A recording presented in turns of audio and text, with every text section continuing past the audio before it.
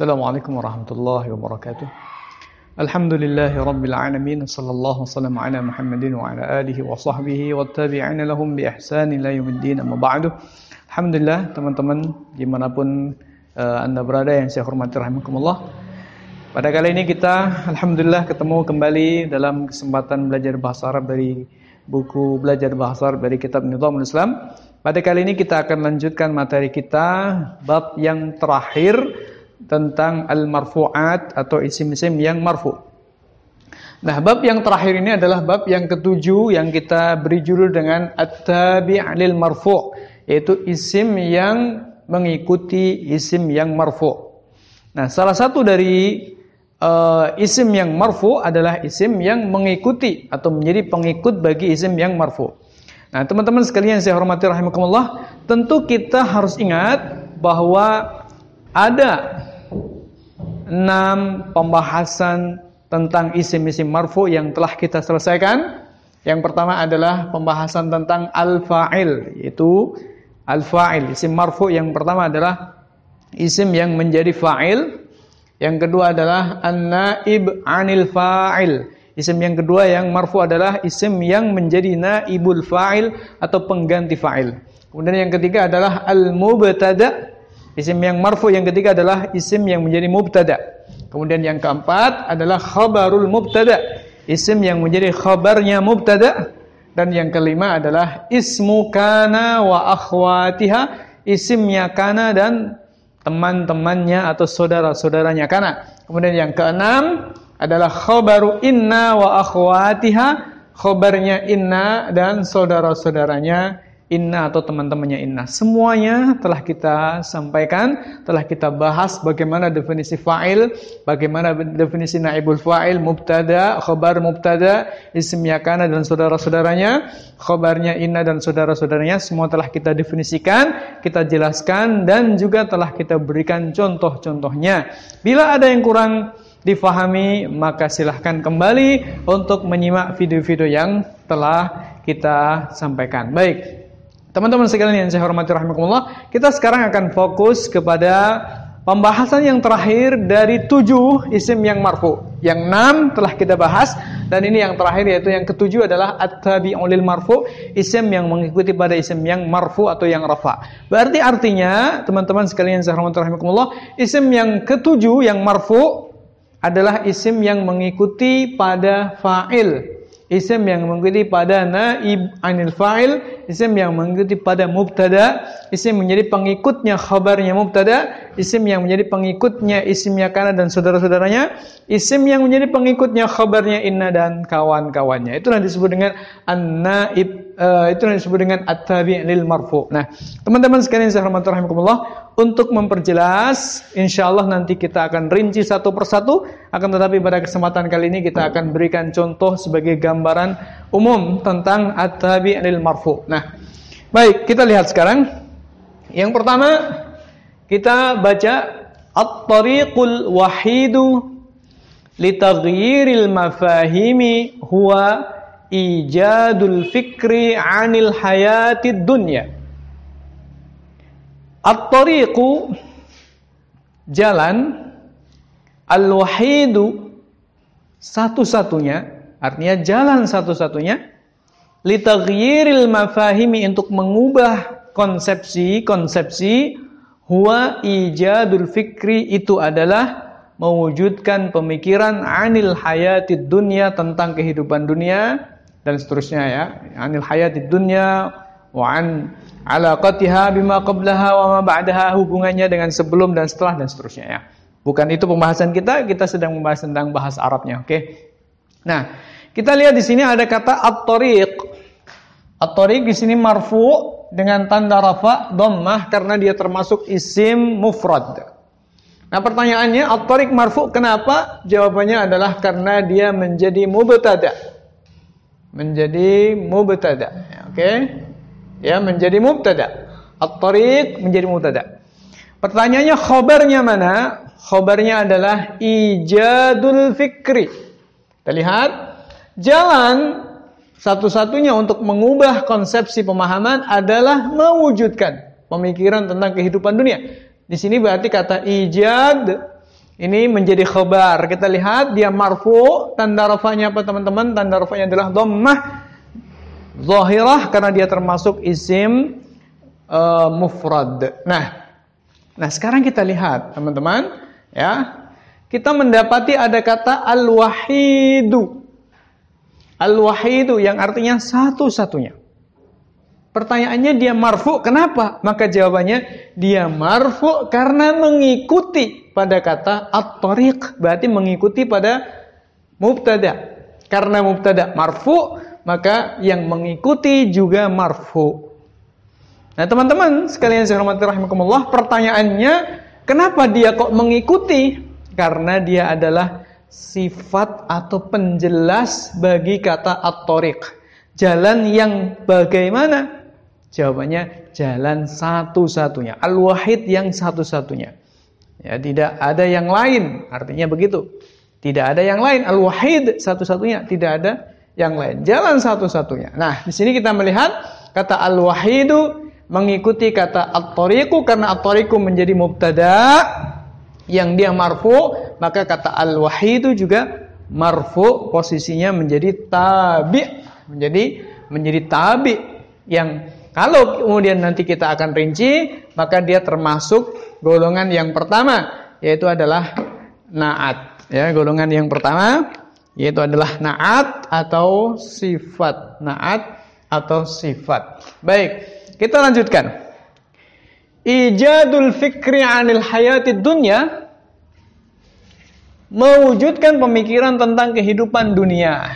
Nah, di sini kita sebenarnya juga melihat lagi ada bentuk isim yang mengikuti pada isim yang lain, yaitu apa? Kata ad-dunya yang artinya rendah atau pendek. Al-hayat itu kehidupan, ad-dunya yang pendek, yang rendah sekarang ini, yakni kehidupan yang sekarang ini. Nah, di sini kata ad-dunya menjadi sifat dari kata al-hayati karena al-hayati ini majrur, tanda jarnya adalah kasrah, maka ad-dunya ini juga majrur, tanda jarnya juga kasrah yang muqaddarah yang diperkirakan pada alif karena dia termasuk isim maqsur, ya, isim maqsur yang tidak nampak tanda i'rabnya. Tapi ini belum menjadi pembahasan kita. Insyaallah akan kita bahas pada pembahasan berikutnya karena kita masih fokus pada pembahasan tentang isim yang marfu. Oke, jangan kemana-mana, jangan ke isim yang lain dulu, kita ke isim yang marfu dulu. Baik.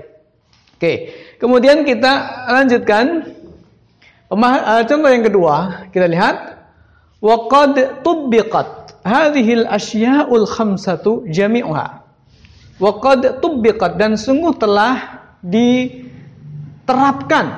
Tubbiqa dari kata tabbaqa jadi tubbiqa. Tabbaqa artinya menerapkan, tubbiqa berarti diterapkan. Berarti apa ini? Fi'il majhul. Kalau fi'il majhul berarti punya naibul fa'il. Nah, pertanyaannya mana naibul fa'ilnya? Jawabannya naibul fa'ilnya adalah kata hadhihi. Kata hadhihi. Waqad tubbiqat, dan telah diterapkan hadhihi ini al-asya, ya, perkara-perkara ini perkara, artinya perkara-perkara ini yang menjadi naibul fa'il adalah kata hadhihi, yang dimaksud 5 perkara adalah diantaranya adalah masalah peradilan, kemudian sistem pergaulan dan seterusnya dari 5 perkara yang menjadi pokok-pokok penerapan Islam. Baik. Nah, 5-5-nya perkara-perkara ini waqad tubiqat, dan sungguh telah diterapkan hadhihi ini al-asya'u perkara-perkara al-khamsatu yang 5 jami'uha semuanya. Baik, sekarang kita lihat kata tubiqat ini fi'il mabni majhul, punya naibul fa'il. Naibul fa'ilnya mana teman-teman? Naibul fa'ilnya adalah kata hadhihi, ini. Kalau kemudian kita menyebut ini, ya, ini spidol, ya, ini spidol punya saya. Nah, berarti kata spidol adalah, ya, mubtada. Mohon maaf ya, ini spidol punya saya. Kata ini adalah mubtada, sedangkan kata spidol ini penjelas dari kata ini. Oke, nah, menjadi musyar ilaih, menjadi perkara yang ditunjuk dengan kata ini. Nah, oke, di sini ada hadhihi, ini berarti dia yang menjadi naibul fa'il bagi kata tubbiqat. Kemudian al-asya'u, kita lihat Dia marfu. Oke, dia marfu. Kenapa kok marfu? Jawabannya karena al-asya'u ini menjadi pengikut bagi kata hadhihi, karena posisinya ditunjuk oleh kata hadhihi. Dia menjadi kata yang ditunjuk dengan kata tunjuk ini. Hadhil asya', perkara-perkara ini. Nah, berarti perkara-perkara ini adalah ya ini gitu ya. Perkara-perkara itu adalah yang ini yang kita tunjuk itu. Nah, di sini teman-teman sekalian rahimakumullah, kata al-asya'u mengikuti pada kata hadhihi, yang hadhihi posisinya adalah marfu. Kenapa dia marfu? Karena menjadi naibul fa'il. Nah, tanda rafa'nya apa? Hadhihi. Jawabannya tidak ada tanda rafa'nya karena hadhihi ini adalah isim yang mabni, termasuk isim isyarah sehingga dia mabni, tetapi mahalnya rafa. Mahalnya rafa, posisinya rafa. Oleh karena itu maka kata al-asya'u ini mengikuti pada kata hadhihi, dia marfu juga. Nah, yang kalau nanti di dalam bahasa istilahnya dalam ilmu nahwu disebut ke kelompok yang keempat, yaitu badal. Jadi kata al-asya'u menjadi badal dari kata hadhihi. Oke, kita belum selesai. Kita masih ada kata al-khamsatu.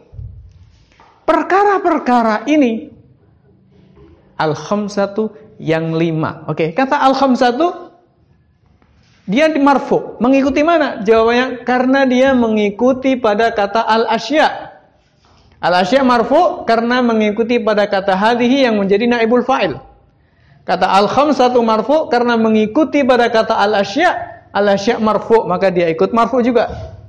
Oke, tanda rafa'nya adalah dhammah, jelas. Pertanyaannya, kenapa dia mengikuti kata al-asya'? Jawabannya karena dia adalah penjelas bagi kata al-asya'. Perkara-perkara yang apa sih? Yang 5. Maka dia termasuk golongan yang pertama, yaitu adalah an-na'tu, na'at atau penjelas. Oke, kita belum selesai di sini. Kita lihat ada kata jami'uha, semuanya. Semua ini penegasan. Semua ini adalah penegasan. Ya, penegasan dari kata al-khamsah, 5, semuanya. Sehingga kata jami'uha ini marfu juga mengikuti apa? Mengikuti kata ya al-khamsah. Khamsah jami'uha keseluruhannya 5-5-nya, jami'uha 5-5-nya, semuanya 5 itu. Nah, sehingga kata jami'uha termasuk isim yang mengikuti pada kata al-khamsah. Dia termasuk isim yang disebut dengan dalam istilah nahwunya masuk golongan yang pertama, yang kedua, yang kedua yaitu adalah at-taukid, penegasan. Jadi hadhil asya al-khamsah, 5 perkara ini jami'uha, semuanya. Menegaskan. Oke, kita masuk pada contoh yang ketiga. Wa hadhil asya'u mahdudatun fahiya ajizatun wa naqisatun wa muhtajatun ila ghairiha. Hadhil asya', perkara-perkara ini yang ada di dunia ini yang kita lihat, mahdudatun, terbatas. Fahiya ajizatun, karena dia terbatas maka dia lemah. Wa naqisatun, dan kurang. Wa muhtajatun, dan butuh ila ghairiha, kepada yang lain. Oke. Kita sekarang lihat kata wa hadhihi, ini posisinya menjadi mubtada. Mubtada marfu, oke? Karena hadhihi ini adalah termasuk isim isyarah, artinya termasuk isim mabni, maka tidak akan kita jumpai tanda rafa'nya, sehingga dia marfu tanpa tanda rafa, karena marfu mahallan, marfu dalam posisinya saja, bukan lafadznya yang marfu tapi posisinya yang marfu. Oke. Kemudian kata al-asya'u marfu, kenapa? Jawabannya seperti kata al-asya' yang ada pada kata hadhihi, yaitu menjadi pengikutnya kata hadhihi alias masuk kepada golongan yang keempat yang kita sebut dengan al-badal. Oke? Yang tadi sudah kita jelaskan. Nah, sekarang kata mahdudatun marfu, kenapa? Maka jawabannya dia menjadi khabar dari kata hadhihi. Perkara-perkara ini mahdudatun, terbatas. Oke. Nah, kemudian kita lihat lagi sekarang. Ini ada susunan berikutnya. Fahiya ajizatun. Maka perkara-perkara tersebut ajizatun, lemah. Kita lihat di sini kata hiya menjadi mubtada berupa isim dhamir, oke? Mubtada berupa isim mabni, isim dhamir. Kemudian khabarnya adalah kata ajizatun. Ini marfu mahallan, ini marfu lafdhan. Marfu secara lafadznya karena termasuk isim yang mu'rab. Nah, tanda rafanya adalah kata dalam kata ajizatun adalah dhammah zahirah, dhammah yang nampak. Nah, dia adalah lemah. Nah, berikutnya kita lihat wa naqisatun dan kurang, wa muhtajatun dan butuh, ila ghairi kepada yang lain. Kita lihat di sini ada kata naqisatun, ada kata muhtajatun. Kenapa dia marfu? Muhtajatun, kenapa dia marfu? Maka jawabannya kata naqisatun dan kata muhtajatun marfu karena mengikuti pada kata ajizatun. Kenapa bisa mengikuti? Karena di sini ada wawu yang mengaitkan, wawu yang menyambungkan yang disebut dengan wawu ataf. Sehingga kalau kita terjemah, dia lemah dan kurang dan membutuhkan kepada yang lain. Nah, ini termasuk tabi, pengikut. Kata naqisatun mengikuti kata ajizatun, kata muhtajatun juga mengikuti kata ajizatun dengan cara menyambungnya dengan huruf wawu. Maka di sini kalau kita golongkan nanti dalam pembahasan nahwunya yang nanti insyaallah akan kita kupas satu-satu, termasuk golongan yang ketiga yang disebut dengan al-atfu atau ataf. Nah, teman-teman sekalian saya rahmati rahimakumullah. Baik, kita sekarang masuk kepada pembahasan yang keempat, ya, contoh yang keempat ya. Amirul Hizbi al-awwalu Abu Ibrahim Taqiyuddin Nabhani. Amirul Hizbi, Amir Hizbut Tahrir al-awwalu yang pertama. Amir yang pertama bagi Hizbut Tahrir adalah Abu Ibrahim. Abu Ibrahim. Nama kunyahnya Abu Ibrahim. Taqiyuddin Nabhani, ya ini Taqiyuddin An-Nabhani. Oke, kita lihat di sini. Amirul Hizbi marfu. Kata amiru marfu, kenapa? Jawabannya karena dia menjadi mubtada. Mubtada marfu, oke? Kemudian al-awwalu marfu, kenapa? Karena dia menjadi apa? Jawabannya karena dia mengikuti pada kata amir. Amir yang pertama, berarti dia menjadi sifat, menjadi na'at, menjadi penjelas bagi kata amir, sehingga dia masuk dalam golongan yang pertama ini, yaitu na'at. Nah, karena kata amiru marfu, maka kata al-awwalu juga marfu. Oke. Kemudian Abu Ibrahim. Nah, di sini mubtada, belum kita jumpai khabarnya. Maka jawabannya khabarnya adalah Abu. Kata Abu Ibrahim, Abu ini khabarnya. Kita masih ingat tentang isim-isim 5 atau isim 5 yaitu abun akhun hamun fuzu.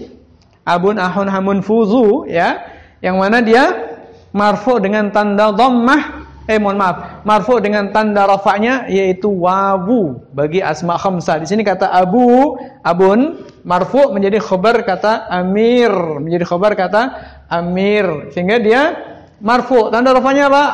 Wawu, karena termasuk asma khamsah. Oke, jelas. Sekarang pertanyaannya kata Taqiyuddin.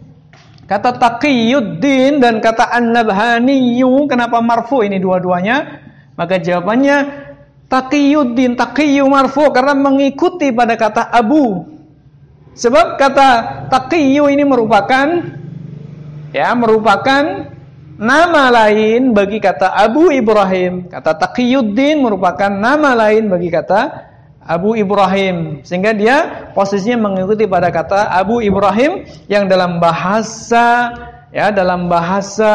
nahwu disebut dengan al-badal, masuk pada kelompok yang keempat, al-badal. Oke, al-badal. Nah, kemudian An-Nabhani, kenapa dia marfu? Dia menjadi sifat bagi kata Taqiyu. Taqiyu An-Nabhani, Taqiyuddin An-Nabhani yang bermarga Nabhan. An-Nabhani yang bermarga Nabhan. An-Nabhani yang bermarga Nabhan. Berarti dia menjadi sifat. Kalau begitu berarti dia termasuk golongan yang pertama yaitu na'at. Jadi teman-teman sekalian saya rahmati rahimakumullah, saya kira untuk video kali ini tentang at-tabi' lil marfu, golongan yang ketujuh dari isim-isim yang marfu, cukup jelas. Jadi ingin saya simpulkan bahwa yang ketujuh dari isim-isim yang marfu adalah at-tabi' lil marfu, isim yang mengikuti pada isim yang marfu, yakni isim yang mengikuti pada satu fa'il atau naib anil fa'il atau mubtada atau khabarnya mubtada atau mengikuti isimnya kana dan saudara-saudaranya kana atau mengikuti khabarnya inna dan saudara-saudaranya inna. Itulah at-tabi' lil marfu. Nah, ketika kemudian kita istilahkan di dalam ilmu nahwu, at-tabi' lil marfu ini kemudian dibagi menjadi 4. Yang pertama adalah na'at, yang kedua adalah taukid, yang ketiga adalah ataf, dan yang keempat adalah badal. Contoh-contohnya tadi sudah kita sampaikan secara global, dan insya Allah masing-masing dari topik ini, na'at, taukid, ataf, dan badal, akan kita rinci pada pembahasan pada video-video selanjutnya. Oke, terima kasih. Assalamualaikum warahmatullahi wabarakatuh.